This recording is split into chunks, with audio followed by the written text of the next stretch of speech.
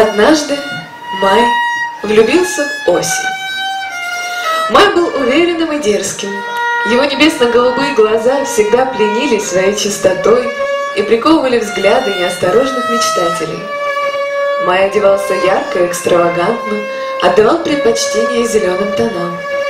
Он знал себе цену и всегда приходил под конец весны, так, чтобы все могли распробовать его неповторимость, но не успевали насытиться этим.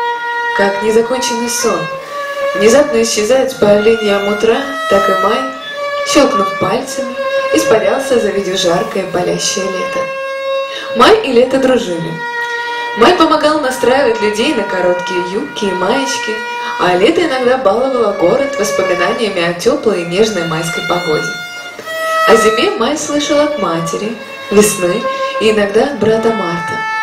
Но она не столько пугала его своей надменной строгостью, сколько он просто не любил сильных женщин. Единственной загадкой для него всегда оставалась осень. Все, что он знал о ней, было настолько противоречивым, что он стал бредить встречей. Кто-то говорил, что осень кроткая, задумчивая.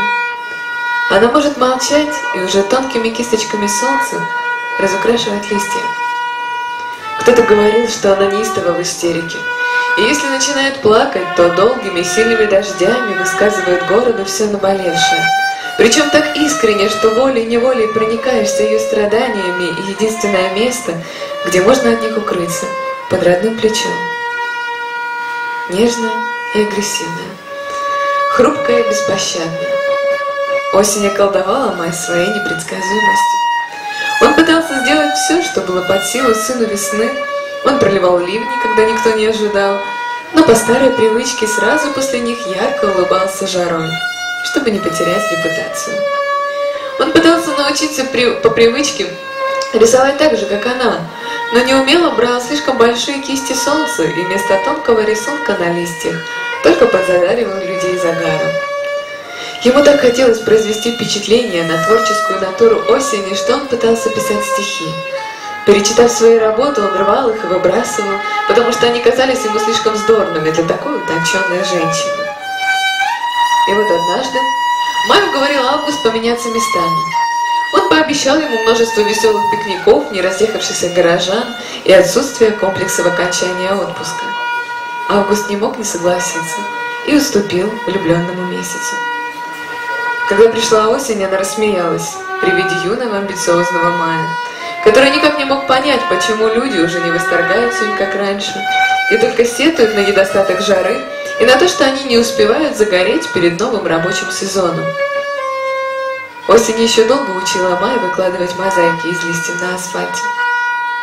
Ее забавлял его веселый темперамент и умиляло такое жгучее стремление выглядеть старше своего времени.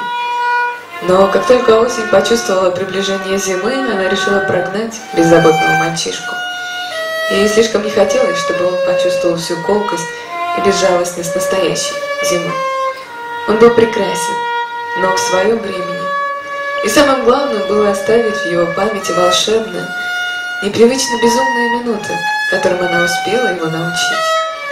Чтобы Май ушел, осень день за днем устраивала скандалы с грозовыми раскатами и ни о чем не хотела разговаривать, только плакала и разбрасывала засохшую листву. Однажды Май влюбился в осень. Он долго мечтал с ней встретиться, а после знакомства совсем отчаялся понять женскую логику. Со временем Май перестал думать про осень, вернулся к привычной звездной жизни. Но каждый раз, когда он позволял себе скупой мужской дождь, медленными движениями руки он аккуратно срывал еще зеленые листочки и выкладывал на асфальте мозаику.